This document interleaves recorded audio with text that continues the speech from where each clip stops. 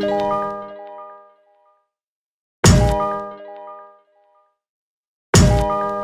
drôle, on croit.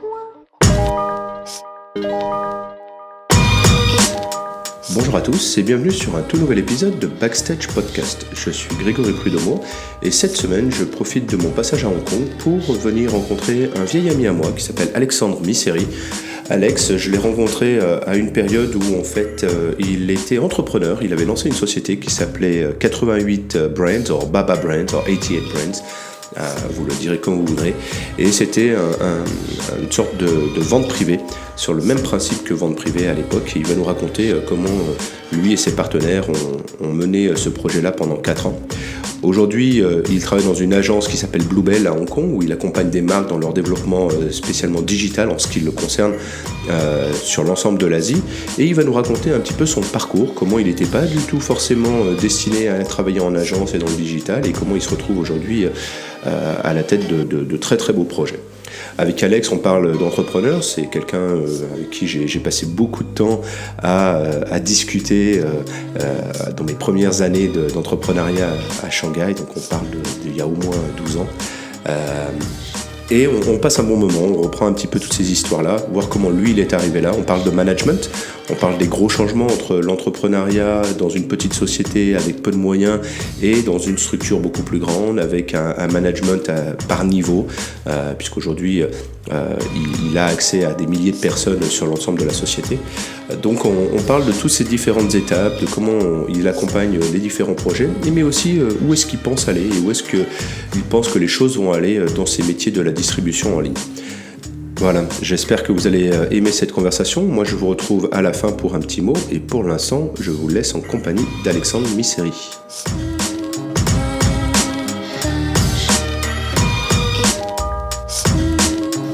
T'es prêt ? Ouais.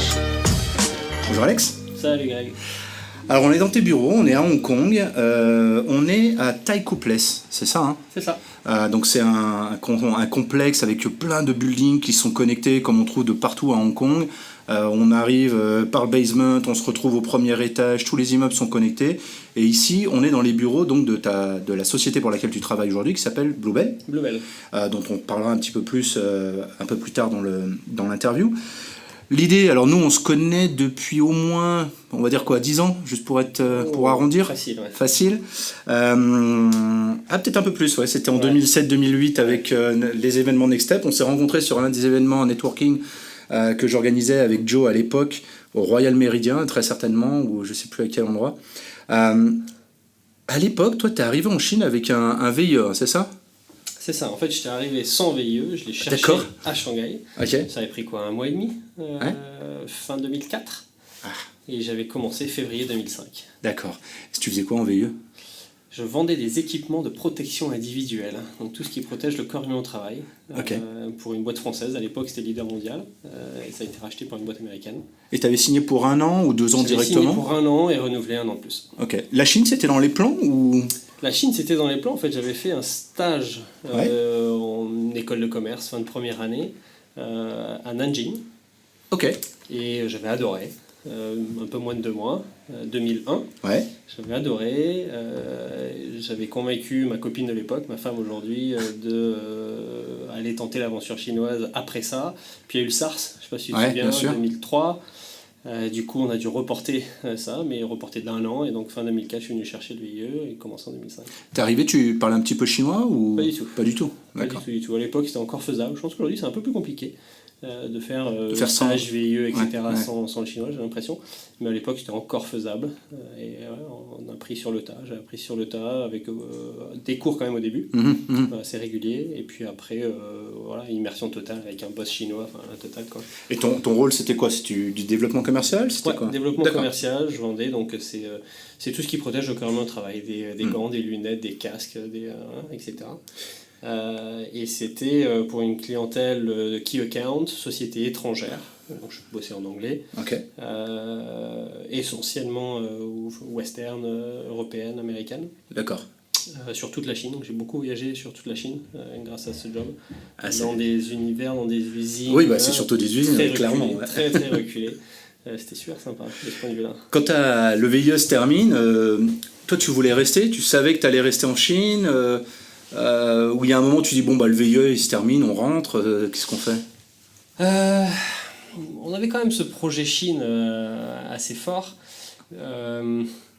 Oui, qui s'est confirmé au bout d'un an, et puis au bout de 2 ans, parce qu'au bout au bout d'un an et demi, j'ai décidé de lancer ma start-up.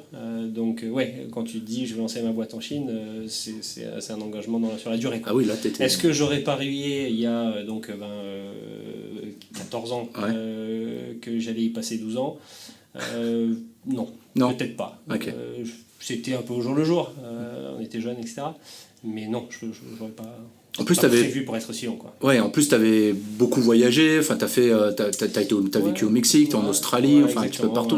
Voilà, et donc, mais on sentait qu'il y avait quand même quelque chose, et puis à l'époque, c'était le tout début, c'est-à-dire que quand j'avais dit en 2001 à mes potes, ma famille, je vais partir faire un stage en Chine, on me regardait avec des yeux un peu bizarres.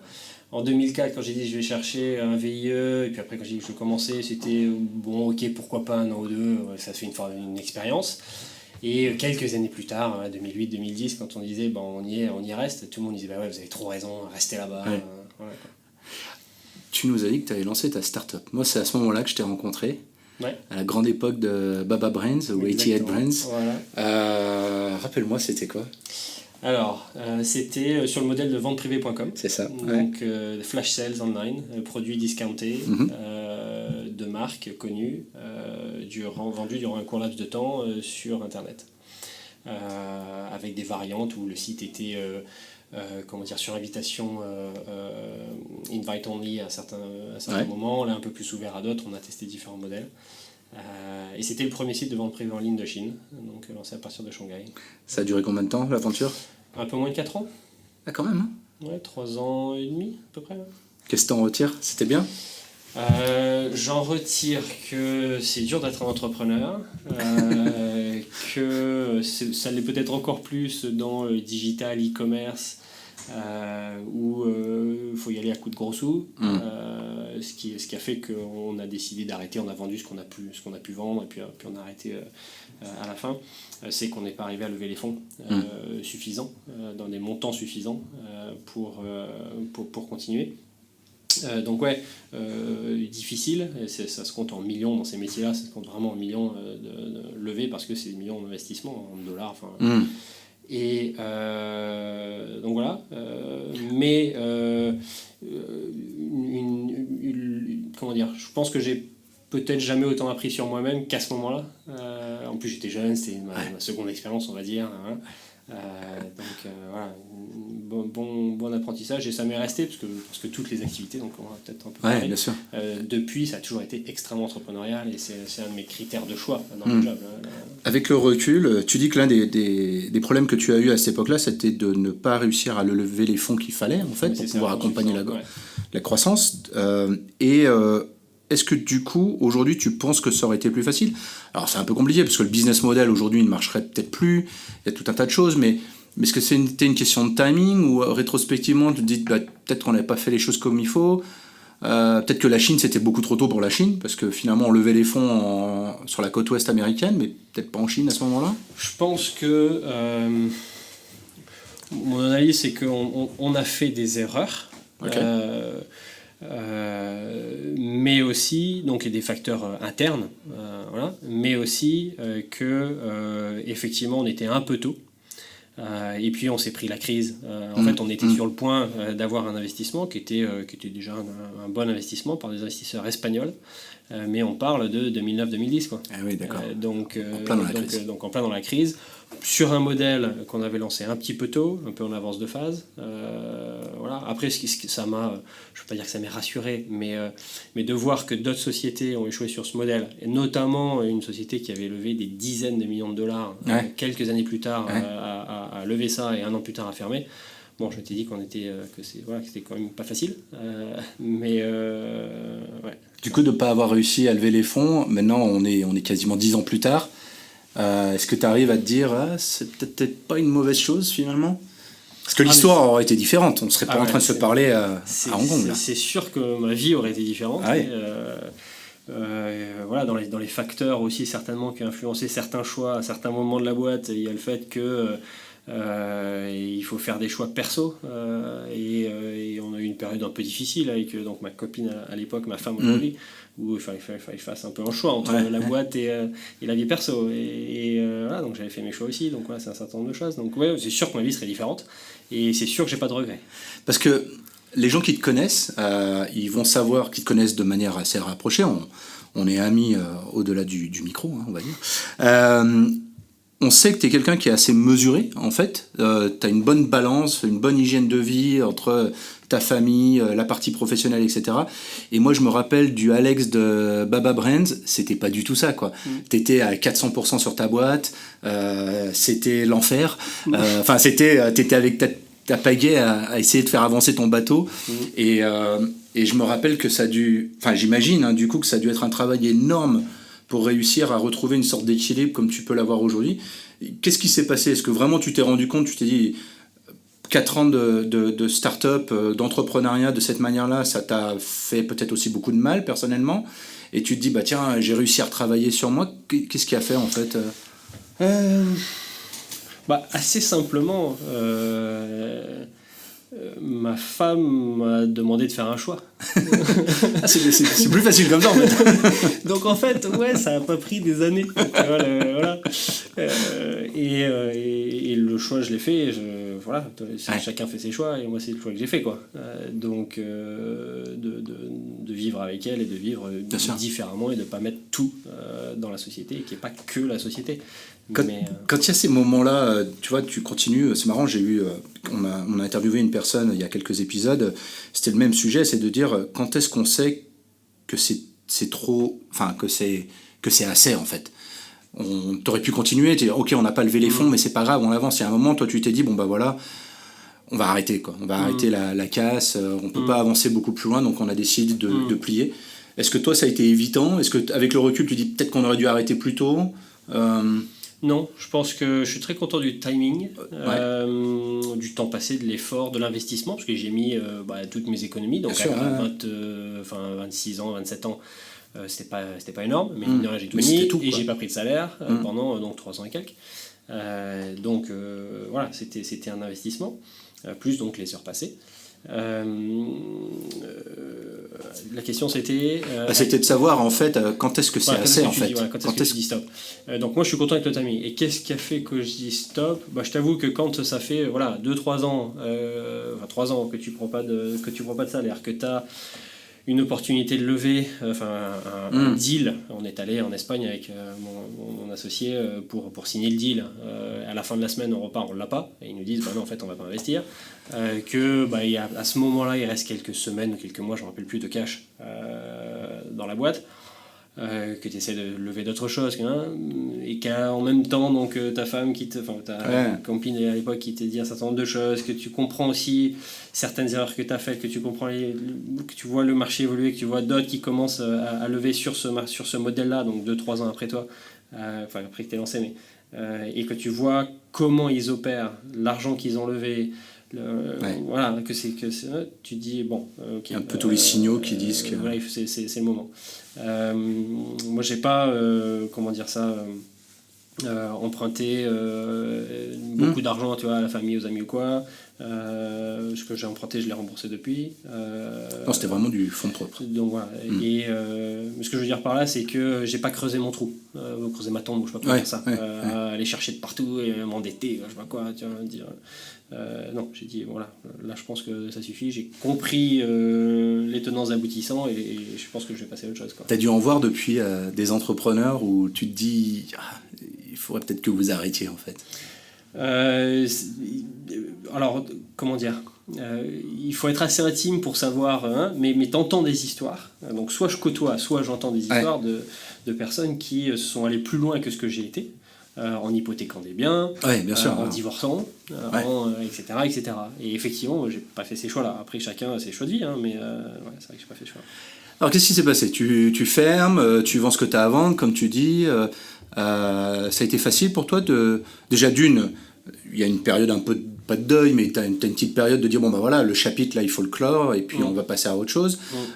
Toi, cette période-là, tu l'as vécue comment ? Est-ce que tu t'es remis tout de suite dans quelque chose ? C'était facile pour toi de retrouver un job à ce moment-là ?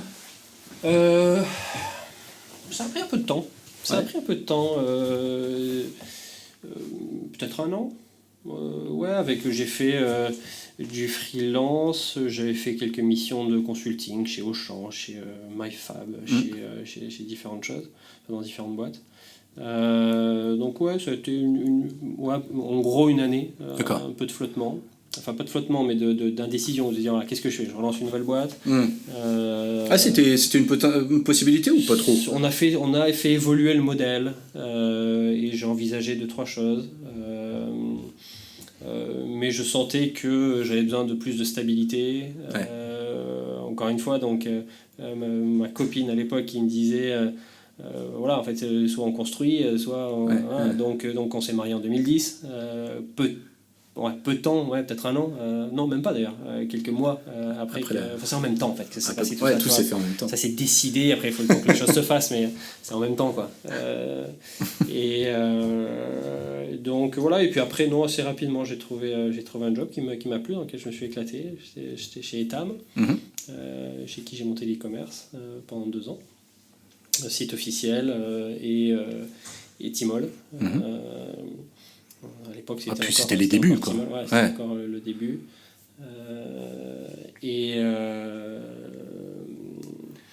Non, ça allait. Puis en fait, ce que ça m'a beaucoup aidé, cette expérience, c'est à apprendre sur moi, comme je disais. J'étais encore super jeune, etc.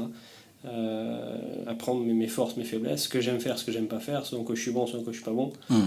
Et du coup, j'ai guidé la suite de mes recherches jusqu'à aujourd'hui. Je sais très bien l'expliquer parce que c'est aussi très rationnel.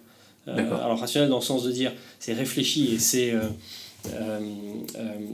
des choix par rapport à des compétences, mais rationnel aussi par rapport à l'écoute de mes émotions ou de mes plaisirs. Et c'est dire voilà, là j'ai identifié quelque chose que j'aime faire, c'est rationnel, je l'ai identifié et je vais chercher un job dans lequel je sais que j'aurai ça, je sais ou je suppose ou a priori je devrais avoir ça. Donc c'est des choix conscients après. Tu l'as fait tout seul ou tu as été accompagné de te comprendre comme ça?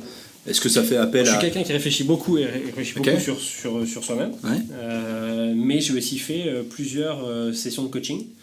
Les premières quand j'étais encore entrepreneur, et depuis tous les, 2-3 ans, 5 ans. J'ai dû en faire en 10 ans, j'en ai fait 2 ou 3. Quoi. D'accord. Parfois 1 ou 2 séances, parfois 5-6. Voilà.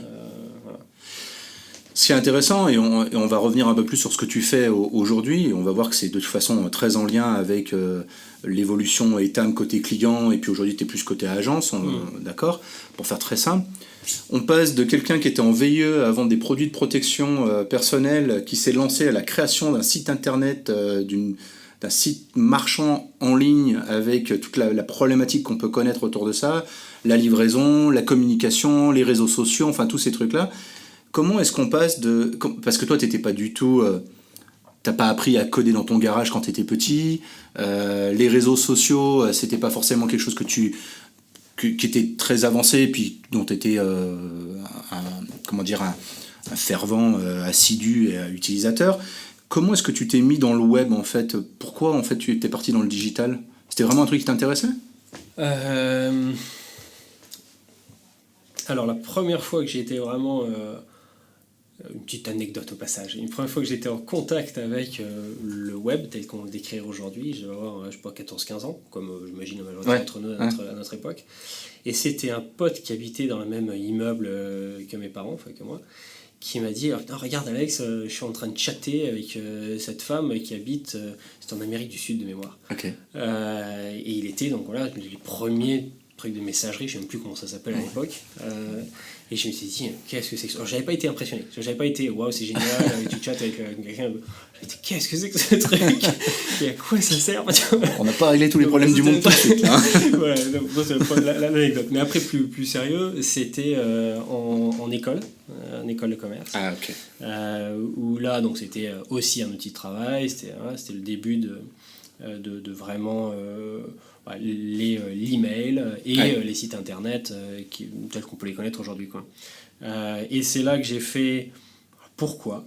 Je pense par pure curiosité, mais un électif, je ne sais plus comment ça s'appelle, dans les cursus, là. Donc tu fais pendant 3 mois, 6 mois. Tu choisis, et tu vois, il y a une petite classe, 10 personnes dans la classe.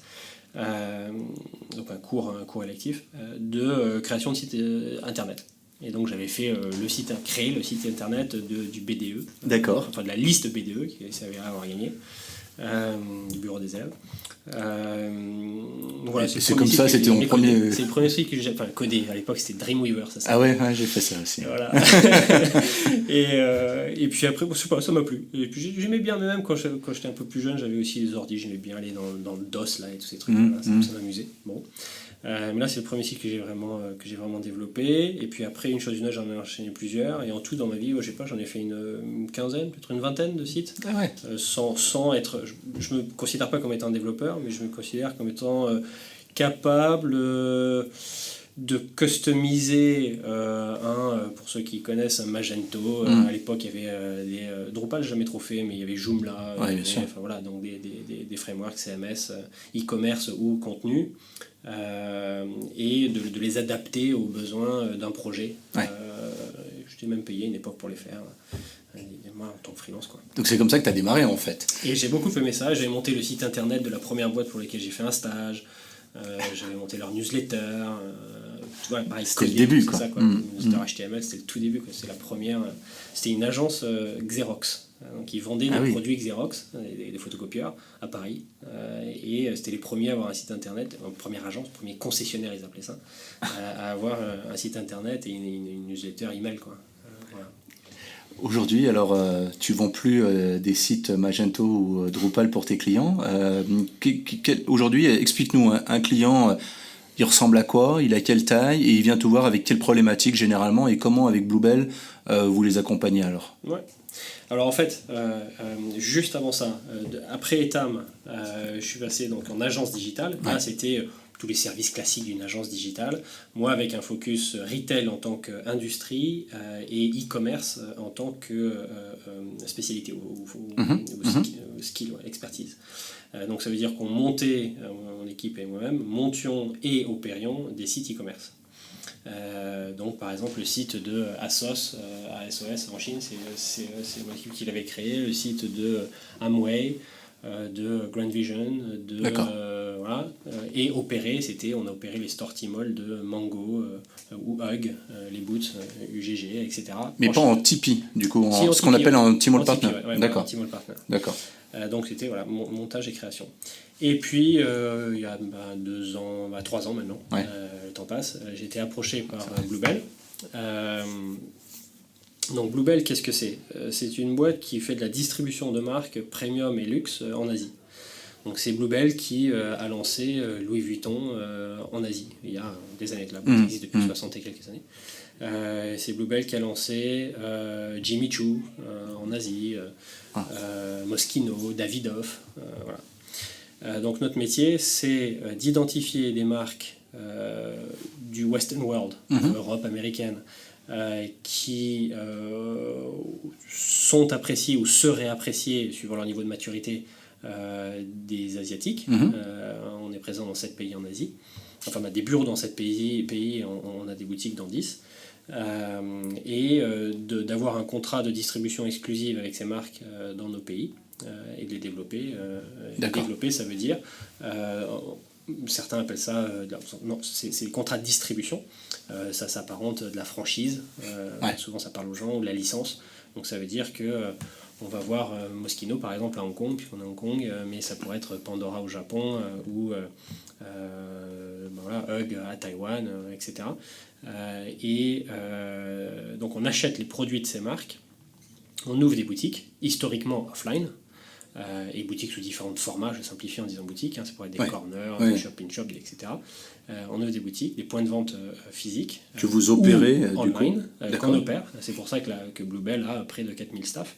La majorité, enfin 80, sont des vendeurs en fait. Ce sont des vendeurs en magasin. En boutique, en magasin. Sales assistants en magasin. Ah ouais. Donc voilà, on ouvre ces points de vente offline et de plus en plus online, c'est ma partie, partie digitale, e-commerce. Et on vend les produits avec un markup, donc on achète un certain prix, on vend plus cher, et c'est comme ça qu'on se rémunère. Donc vous êtes considérés comme des partenaires des marques en fait. Voilà, donc c'est pas nos clients, nos clientes, les marques, c'est des partenaires. À la limite, s'il y en a un qui est le client, c'est nous, parce qu'on achète leurs produits. Maintenant, dans la relation qu'on a avec les marques, on est des partenaires. Voilà. Et j'observe que nos meilleurs partenariats, ceux qui durent le plus, ceux qui sont le plus, appréciés, autant de la marque que de nous, et les plus long terme, et aussi financièrement, qui ont les meilleurs rendements, etc. C'est ceux sur lesquels on se traite comme des partenaires, quoi. D'accord. C'est qu'on se traite d'égal à égal.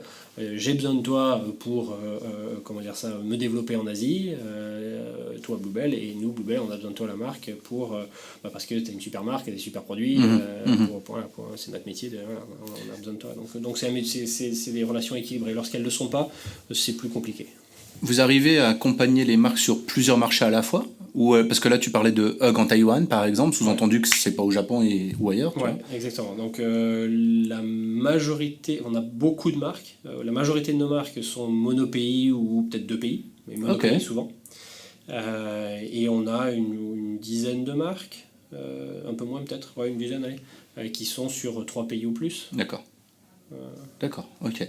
Et alors, là, du coup, si on revient par rapport à ce que tu avais fait dans ton expérience professionnelle précédente, ici, vous allez gérer la même chose, c'est-à-dire que vous allez être aussi le Tipeee quand on parle de la Chine, vous allez gérer le site internet, vendre les produits. Donc, comme tu disais, vous achetez les produits, donc vous aussi, vous gérez la problématique d'importation, de distribution, donc, opérationnellement, du picking. Si on compare au Tipeee, c'est pareil. Ouais. Sauf que 2 choses, encore une fois pour comparer par rapport au Tipeee, oui, 2 choses. Petit 1, on est des distributeurs et pas un fournisseur de services. Okay. On ne charge pas des fees ou des commissions ou quoi que ce soit à la marque, mais on achète leurs produits. Donc tout ça, c'est intégré dans le prix, en fait. Exactement. Et petit 2, donc on est distributeur et on est omnichannel. Ça veut dire qu'on ne fait pas que du online ou que du offline, on fait les deux et on les intègre de plus en plus. D'accord. En Chine, dans l'accompagnement que moi j'ai pu faire pour certaines marques pendant quelques années, on parle de mainland, on va dire, on essayait en tout cas de faire la différence entre les acteurs offline, partant du principe que ceux qui étaient bons offline n'allaient pas être bons online, et vice versa, ceux qui sont très bons online vont pas être bons offline. Est-ce que tu sens que les choses ont bien évolué et qu'aujourd'hui vous avez réussi à très bien intégrer ça, mais est-ce que la partie online elle est arrivée avec toi donc il y a 3 ans ou ça a été créé avant? C'était déjà existant. D'accord. Et aujourd'hui vous arrivez, il y a plus en plus de boîtes qui intègrent bien les deux, ou finalement c'est assez rare et vous êtes un peu tout seul sur votre créneau qui intègre bien le offline, online, de gérer les boutiques physiques dans des malls plus les shops Timo? Alors, ce qu'on observe, on entend du marché, parce que ça avait commencé avant moi, le digital chez Bluebell, mais il y a eu une accélération depuis 2-3 ans. Okay. Et ce qu'on entend du marché, c'est que, ce qu'on comprend du marché aussi, c'est que en tant que distributeur, pour un distributeur, on est plutôt pas mal en termes de digital.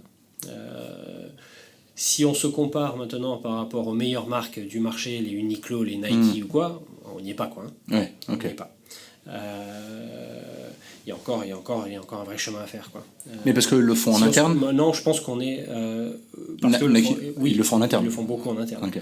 Maintenant, je pense qu'on est, dans la moyenne du marché. On n'a pas à rougir d'où on en est, mais on a encore du chemin à faire, quoi. Voilà. Et on essaie de faire en sorte d'aller le plus vite possible, parce que notre proposition, et je pense qu'on devrait y arriver d'ici 1 an, peut-être 2, c'est d'être au top du marché, même comparé à des Nike, dans nos capacités, dans nos compétences, dans notre technologie, parce qu'en fait on a la possibilité, la chance, étant un groupe multimarque de services, on a aujourd'hui 150 marques. Alors il y a plus grosse que d'autres, mais 150 marques auxquelles on fournit ces services. Ce qui veut dire que lorsqu'on développe un outil technologique, le meilleur exemple c'est la techno, on ne le développe pas pour une seule société ou une seule marque, et ça ne doit pas être couvert par le PNL d'une seule marque, mais pour tout le groupe. D'accord. Tout le monde va pouvoir en profiter techniquement. Donc, du coup, en fait, on est en train de développer Voilà, ça va être fini sur la partie techno pure d'ici, je pense, la fin de l'année. Okay. Des solutions technologiques qui sont aussi les plus avancées du marché, aussi avancées que les meilleures solutions du marché, parce que on peut les leverager sur plusieurs marques et plusieurs territoires, etc. Donc on parle on a plus de moyens en fait en tant que groupe qu'une marque clairement. individuelle. Donc on parlerait de software en fait, ou de SaaS que vous avez développé en interne qui va être Donc on prend parfois des solutions marché qu'on intègre avec nos propres solutions, soit il y en a certaines d'autres qui sont, par exemple notre POS, il a été développé en interne. D'accord. Et notre point of sales system. Mais l'outil CRM, on a pris un système du marché. D'accord. Donc voilà, ça dépend des sujets. Mais... Alors, on le voit, là, tu travailles sur des grosses marques, des gros comptes. Alors, il y en a toutes les tailles, j'imagine. On parle tu me disais qu'il y avait une centaine de personnes qui sont là dans les bureaux à Hong Kong. À Hong Kong, une centaine, un peu plus. À Tokyo, 120, 130. À Séoul, 350. Et après, Taipei et Kuala Lumpur, 50 et quelques. Et on a des plus petits bureaux à Shanghai et à Singapour. Toi, tu chapeautes la partie digitale pour toute la zone. Ouais. Ok. Si on revient et on vient faire un parallèle entre ton expérience et puis ce que tu fais aujourd'hui. Aujourd'hui, tu deals avec peut-être des dizaines et des dizaines de personnes sur plusieurs marchés, de ton équipe, si c'est pas plus. Comment, toi, en fait, ce côté entrepreneurial, tu le retrouves aujourd'hui ? Justement, tu parlais de développer des nouvelles solutions, de tout ça. Comment, toi, est-ce que tu retrouves ce côté entrepreneurial dans ce que tu fais aujourd'hui ? Est-ce que, déjà, est-ce que tu arrives à le retrouver ou pas du tout ? C'est oui, la réponse est clairement oui, et je le cherche. Je ne prendrai pas aujourd'hui un job qui n'est pas cette dimension-là. Et comment est-ce que je le retrouve ? Chez Bluebell, la nature de Bluebell, c'est quoi ? La nature de Bluebell, c'est, encore une fois, d'identifier, curate, pas comment on dit en français, curate, curate, des marques étrangères, essentiellement européennes, américaines, et de les construire en Asie, de les développer en Asie. Ça veut dire que la majorité de ces marques, l'intégralité de ces marques n'a pas de présence en Asie, ou alors pas dans les pays dans lesquels on les prend. Ah oui. Petit 1, et petit 2, que beaucoup d'entre elles ont une awareness, ne sont pas très connues en Asie. Donc ça veut dire qu'il y a tout à faire, quoi. Qu'il y a tout à faire. Qui est-ce qui fait tout ? Des entrepreneurs. Donc en fait, par nature, la société Bluebell, c'est de l'entrepreneuriat. Et c'est d'ailleurs une de nos 4 valeurs fondamentales dans la boîte, entrepreneurship. Donc là, j'ai vraiment choisi une société qui est, dans les fondements, c'est l'entrepreneuriat, parce que c'est vraiment ce qu'on fait à chaque fois qu'on parle, et je suis beaucoup en discussion avec de nouvelles marques qu'on étudie pour les emmener ici. À chaque fois, si on commence, le premier sujet, c'est un business plan de développement de la marque. Même chose que tu fais quand tu es un entrepreneur, tu as un business plan, quoi. Autant stratégique que financier, etc. Donc c'est par nature très entrepreneurial. Et comme mon rôle c'est la transformation digitale et qu'il y a plein de nouveaux projets à initier, tous les projets technologiques que j'ai pu discuter là, mais on a aussi des projets de JV dans plusieurs pays, des projets de développement de nos compétences marketing, etc. Tous ces projets-là, il faut les initier. L'entrepreneuriat, chacun met un peu ce qu'il veut derrière, mais c'est aussi pour moi un état d'esprit, c'est de la proactivité, c'est de développer des sujets, c'est d'être actif et proactif. Bien sûr. Et donc c'est aussi comme ça que tu le retrouves. Voilà. Comment ça change ton type de management ? Parce que quand tu étais si on revient à l'histoire Baba Brains, t'es monté jusqu'à combien de personnes dans ton équipe ?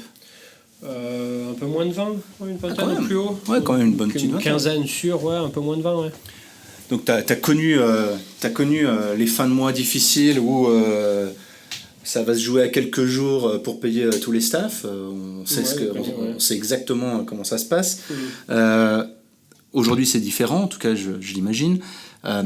Comment ça change ton type de management ? Est-ce que tu vois que tu as des choses qui fonctionnent bien aujourd'hui dans ta manière de manager ton équipe parce que tu es passé par là ? Est-ce que tu arrives à mettre tout ça en perspective ? Ou finalement... Ouais, mon plus gros défaut Je vais pas utiliser le mot de regret parce que je l'ai appris et que j'ai pas par habitude de regretter les choses, mais je pourrais ne pas être très très loin. Mais mon plus gros défaut en tout cas, quand j'avais 88 Brands, donc à cette époque-là de ma vie de jeune entrepreneur, c'était d'être trop gentil avec les staffs, avec les équipes. Okay. Je pense que j'étais pas assez demanding, pas assez... voilà. Tu les poussais pas assez en fait, t'as voulu les protéger peut-être. J'ai poussé, mais j'ai passé une énergie folle à les pousser, mais à faire en sorte qu'ils aient quand même le smile à la fin de la journée, quoi. Je voulais, tu vois, une culture d'entreprise et un, comment on dit, une ambiance, une éthique, je dirais, quoi, différente de ce que j'avais pu ressentir ailleurs. Et ça m'avait amené, en fait, je pense, à un excès de gentillesse, peut-être. Voilà. Alors, je suis pas en train de dire que je suis devenu un bip, mais bon, voilà, je pense qu'il faut identifier aussi les gens. C'est quelque chose que je pense que j'ai appris à faire au fur et à mesure des années. Qui partagent les valeurs humaines, ça c'est primordial pour moi, que je défends, dans lesquelles j'ai envie de vivre, avec lesquelles j'ai envie de passer mes journées, mais que quand même comment dire ça, le drive, c'est aussi la maturité. On était une équipe de jeunes quand j'étais là, mais voilà, qui ont ce qu'il faut pour aller là où on veut et amener l'entreprise comme ça. Ça c'est un point intéressant, je trouve intéressant, en tout cas sur moi auquel je pense régulièrement. Est-ce que ça veut dire qu'à l'époque tu as fait des choses parce que tu n'as pas osé les déléguer? Oui, mais ce que ça veut surtout dire en fait, je me revois, tu vois, quand on en parle, j'ai quelques images où j'ai passé trop de temps, parfois un quart d'heure, parfois 1 heure ou 2 heures, à expliquer quelque chose à quelqu'un pour l'emmener, pour l'embarquer, c'est pas le satisfaire, mais c'est parfois même satisfaire sa curiosité ou quoi, alors que peut-être qu'il aurait fallu dire bon bah tu fais ça et c'est tout, quoi. D'accord. Et ou expliquer mais en 3 phrases, enfin voilà, aujourd'hui je le ferais très différemment, et je pense pas avec moins de succès, mais très différemment, quoi. Je passais beaucoup de temps à expliquer, voilà, les équipes étaient jeunes, je l'étais encore une fois moi-même aussi. C'est sûrement lié aussi au type, parce qu'il ne faut pas oublier ça aussi, c'est le type de personnes que tu pouvais avoir dans ton équipe à l'époque sont certainement pas de la même maturité, eux aussi, de l'équipe que tu as peut-être aujourd'hui. Complètement, j'avais pas de middle management. On avait tous... donc moi j'avais fin 26 ans, début de 27, on a ouvert le site, j'avais début de 27 ans. Et bah, je vais être le plus vieux. Pas faux. J'étais factuellement le plus vieux. Sinon j'avais un staff qui avait 30 ans. Mais j'étais le plus vieux. Donc, ils étaient chinois et c'était pour certains et pour beaucoup leur premier job. Alors on a fait des trucs où je me souviens... des gens que je respectais beaucoup qui m'avaient dit être impressionnés de ce qu'on avait fait, donc voilà, on faisait les choses plutôt bien, en tout cas c'est ce qu'on pensait, c'est ce que nous rendait le marché, les consommateurs, etc. Mais oui, c'était au prix d'un temps passé que je passerais différemment, je ferais les choses différemment et je passerais pas le même temps et je pense encore une fois pour le même résultat. Après sinon je m'aperçois que ça, depuis que maintenant j'habite à Hong Kong et que je suis donc sorti de China Mainland. Donc ça fait 3 ans que tu es venu à Hong Kong à peu près 1 an et demi que j'ai déménagé, okay. Et 2 ans que je suis chez Bluebell. La culture, les façons de bosser, et donc de l'idée une équipe en Chine ou en dehors de Chine, Hong Kong, où je bosse beaucoup avec la Corée et le Japon, c'est très différent. Très différent. Et je vois que je suis beaucoup plus à l'aise, ou en tout cas beaucoup plus habitué à la méthode chinoise ou à l'environnement chinois, quoi. Donc il y a une vraie grosse différence entre manager une équipe shanghaïenne et manager une équipe hongkongaise. Ça, tu le vois culturellement et comment t'as appris alors tout ça? Tu vois, comment t'as appris T'apprends sur le tas. Enfin, moi j'ai appris sur le tas. Je pense que en Chine j'ai eu quelques comment dire ça, le mot qui me vient c'est mentor, c'est pas exactement celui que je cherchais, mais en tout cas quelques exemples. Une personne vers qui tu peux te tourner facilement dès que tu as une problématique identifiée. Voilà. Ça et des exemples. J'ai observé des exemples. Voilà. Comment tu les avais trouvés, ces gens-là? C'est des amis? Il y en avait un, ça a été un boss, mon tout premier job. D'accord. Un autre, c'était un ami. Enfin, un ami. C'était mon maître de stage en 2001 à Nanjing. Génial. Mais voilà. Et sinon, qui est-ce que c'est? Non, c'était des relations. D'accord. Des relations, des entrepreneurs qui avaient eu du succès. Voilà. Parce que je me rappelle, c'est finalement... c'était un peu ce que tu cherchais aussi, parce qu'on était à cette époque-là, la première fois qu'on s'est rencontrés, c'était dans un événement networking que j'avais organisé, comme je disais au début. Et puis en fait, très rapidement, c'était en mode, on va pas perdre plus de temps à essayer de se parler là, debout, avec un verre à la main, alors qu'il y a plein de bruit et qu'il y a 150 personnes dans la salle, mais on va prendre le moment pour le faire tranquillement, et on va se faire un déjeuner. Et finalement, te connaissant, ça aussi, j'ai appris, moi, personnellement, pas mal de toi, sur justement le fait de passer des moments privilégiés en 1 à 1 autour d'un café ou autour d'un lunch. C'était quelque chose que toi, tu faisais à l'époque à Shanghai. Je pense que sur 5 lunchs de semaine, tu en avais peut-être 4 en extérieur, j'imagine. Très fréquemment. Tu vois, très fréquemment. Mais après, c'est une attitude, encore une fois aussi, je pense. Tu arrives à networker de la même manière à Hong Kong? Ce que tu trouves... Je n'essaye pas. Donc, voilà. T'as pas le temps non plus, tu me dis. Je peux pas trop répondre, je n'essaye pas, mais j'ai l'impression que c'est faisable, oui. Ok. Ouais, j'observe que c'est faisable. Alors pourquoi tu n'essayes pas? Parce qu'aujourd'hui, t'en as pas... c'est parce que tu n'as simplement pas le temps, tu as un petit peu de monde à la maison qui t'attend, tu as une belle petite famille, tu voyages quand même beaucoup. Est-ce que les problématiques de tes clients ou les problématiques que toi tu pourrais avoir, tu les trouverais pas forcément ici, que tu as déjà assez de... En fait, c'est que je suis donc beaucoup plus sélectif pour les raisons familiales que tu as évoquées. Et deuxièmement, que c'est un peu lié, mais puisque je suis sélectif, j'essaie de trouver des événements, comment dire ça, où je suis certain d'avoir un retour. Un retour sur investissement. Tu investis 1 heure ou 2 que tu ne peux pas donner à autre chose. Et du coup, en fait, voilà, ça va dans le sens de dire que je suis plus sélectif. Okay. Donc, c'est événements où... Donc voilà, un événement où... qui parle de la capacité de faire du cross-border sur la Chine, aujourd'hui je vais pas tous les faire parce que je sais déjà le faire, parce que j'ai le réseau, etc. Ou un événement à Shanghai, j'ai décidé hier ou avant-hier de ne pas aller à un qui était sur le e-commerce ou l'omnichannel en Chine vu par Alibaba. Je connais le sujet. Donc à une époque j'aurais peut-être pu y aller pour rencontrer, à l'époque je cherchais aussi des marques, etc. Donc c'est pas la même logique. Là nos marques, quand même beaucoup de monde, c'est vrai que je l'ai fait aussi comme ça beaucoup, le networking, c'était... moi je vois que c'est 2 choses. Soit c'est pour business development, et ça c'est pas le networking, en tout cas à Hong Kong et ou en Asie, qui est vraiment utile pour ça, puisque c'est des marques, nos marques qui ne sont pas là. Elles sont western, donc voilà. Et deuxièmement, c'est pour... il y a trois raisons. Deuxièmement, c'est pour rencontrer des partenaires, des prestataires, peut-être des employés ou des gens que tu peux approcher ou quoi. Ça, oui, toujours, mais du coup, je suis sélectif. Et troisièmement, c'est pour comprendre le marché et voir ce qui se dit. Ça, il n'y a pas besoin d'en faire un toutes les semaines, comme je pouvais faire. Next Step, c'était quoi? C'était une fois... À l'époque, c'était un mardi sur 2. Donc, voilà. Donc, j'ai pas besoin de faire 2 par mois pour comprendre le marché, donc, je fais ceux qui... donc, j'en fais peut-être un par mois d'événements, peut-être, 2.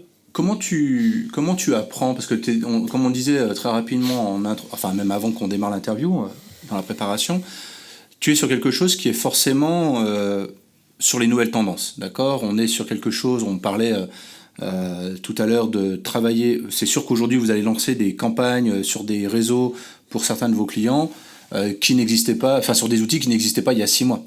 Comment est-ce que vous arrivez toi, personnellement, comment tu arrives à te tenir au courant justement de tout ça? Est-ce que c'est vraiment, il y a un filtre qui a été mis en place au niveau de ton équipe et il y a des gens qui travaillent là-dessus, de vous faire remonter les informations, les nouvelles tendances? Comment tu t'organises là-dessus? On est en train de nous organiser. C'est que pour l'instant ce n'est pas organisé. Typiquement il n'y a pas des gens qui sont assignés, etc. Non. Ah d'accord, ok. On est en train de s'organiser. C'est quelque chose qu'on est en train de faire, de mettre en place. Par contre, chaque fois que je voyage dans un pays, j'ai des updates, je rencontre les performeurs, il y a des gens qui font des updates. Et on partage J'allais dire beaucoup en interne, avec il y a peut-être une dizaine de personnes qui régulièrement m'envoient une information. Il y en a dans presque chaque pays, ouais. Et c'est moins aujourd'hui sur ce que je reçois, ce que j'échange, c'est moins sur des outils, des technologies. Okay. En tout cas, quand moi je suis dans la boucle, que sur des tendances de marché, comment dire en français, consumer behavior, comportement d'habitude du consommateur. Voilà, donc c'est plus en fait business que outils et technologie. D'accord. Mais je suppose que notre CIO, lui, c'est plus outils et technologie. Et donc voilà, c'est organique pour l'instant. On est en train d'essayer d'un petit peu organiser ça. Par contre, on a déjà mis quelques outils, on utilise Slack, etc. pour organiser un peu le partage et le motiver. Mais ça va, je pense, un peu avec la logique qu'on disait tout à l'heure de partage. Alors, je pensais au mot entrepreneurial, de dire de proactivité. S'il y a quelque chose que je vois qui est intéressant, je vais le faire suivre. Et il y a un certain nombre de personnes dans l'organisation qui font pareil, quoi. Sur un interview qu'on n'a pas encore diffusé, là au moment où on se parle, avec Jean-Baptiste de Splio à Shanghai, on parlait d'une problématique qui est en fait qu'il y a tellement de choses qui sont lancées, spécialement, on parlait vraiment de la Chine, tellement de choses qui se sont lancées avec des nouveaux réseaux, etc., qui s'enflamment en quelques mois, et on a un peu l'impression que on n'a pas le temps d'aboutir une stratégie sur une plateforme, qu'en fait il y a une nouvelle plateforme qui se lance, et on a l'impression que d'un coup le budget, il va falloir aussi en assigner sur cette nouvelle plateforme, et en fait les marques, elles sont un peu en train toujours essayer de rattraper la vague, d'essayer de courir après un Xiaohongshu, puis un Douyin, et puis un je sais pas quoi, et en fait dans 6 mois il y aura encore quelque chose d'autre, et en fait on parlait de cette problématique-là qui était très difficile pour les marques, et donc dans ce cas-là c'est plutôt vous qui allez dire ok, on a un budget qui est limité, on va pas pouvoir tout faire. Comment vous choisissez aujourd'hui? C'est vraiment au profil du consommateur, du coup? Oui, on part du consommateur. On se dit où est-ce que pour cette marque-là, parce que c'est pas pareil pour Moschino ou pour Pandora. Ou Moschino ou Hug, pour prendre deux marques qu'on a dans le même pays. C'est pas le même consommateur, c'est pas le même processus d'achat, c'est pas le même. Voilà. Donc voilà, on essaie de s'adapter. Après, il y a des grosses tendances et je pense qu'il faut faire attention aux effets de mode. Attention, ça veut dire savoir combien est-ce qu'il faut investir. Alors, c'est impossible à savoir, hein, mais bon, il faut combien est-ce qu'il faut investir sur une plateforme montante parce que c'est celle du moment. Mais voilà, donc oui, effectivement, pour répondre à cette question, on commence par le consommateur. Parce que vous devez avoir tous vos clients qui vont vous dire, mais bon, du coup, quel est le retour sur investissement sur la première année pour telle marque, sur telle plateforme? Aujourd'hui, c'est vraiment... Alors, je sais que vous avez l'habitude et c'est une grosse expérience, mais il y a plein de fois, je me dis, c'est quand même énormément au doigt mouillé, quoi. Parce qu'on ne sait pas non plus dans quel... Les choses vont tellement vite, j'ai l'impression que vous êtes vraiment à l'aveugle, en fait, sur pas mal de choses, quoi.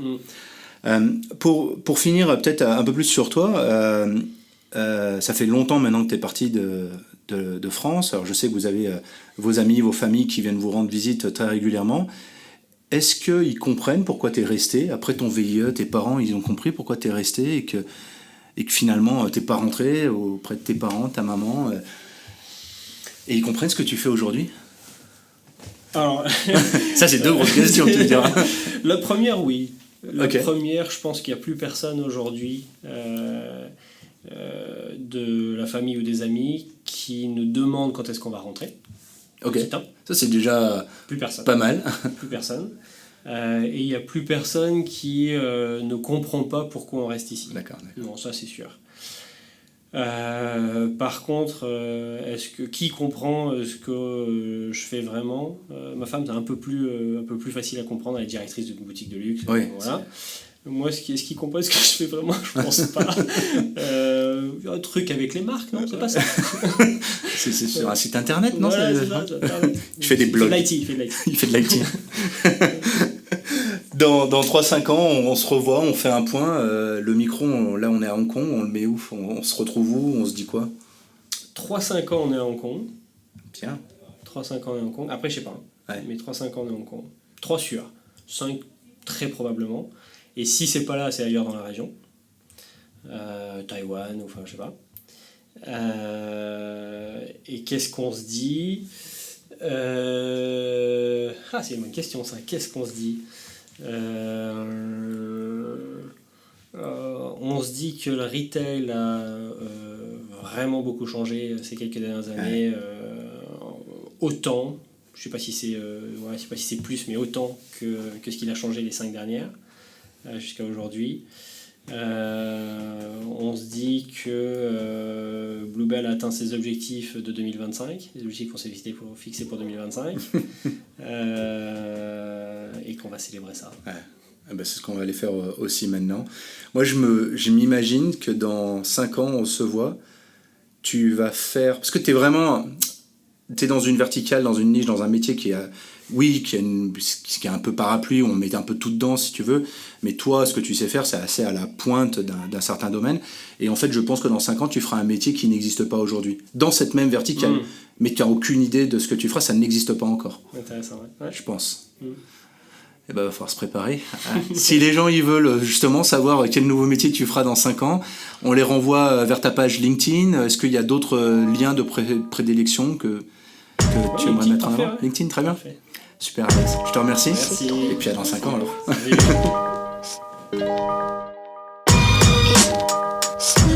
Voilà, j'espère que cet entretien vous a plu. En tout cas, moi j'ai passé un excellent moment. Si vous aimez ce genre d'interview, ce genre de profil, n'hésitez pas à le dire. Vous allez retrouver toutes les informations concernant Alessandre Misseri dans l'article qui illustre cet épisode, donc dites-le lui. Dites-moi également ce que vous en pensez, laissez-moi des commentaires, des likes sur la plateforme que vous préférez, que ce soit sur Spotify, sur iTunes bien sûr, ou toute autre plateforme liée à Google, et bien entendu YouTube maintenant, puisqu'on a les versions audio de ces épisodes-là, donc n'hésitez pas. Et je vous retrouve prochainement pour un tout nouvel épisode.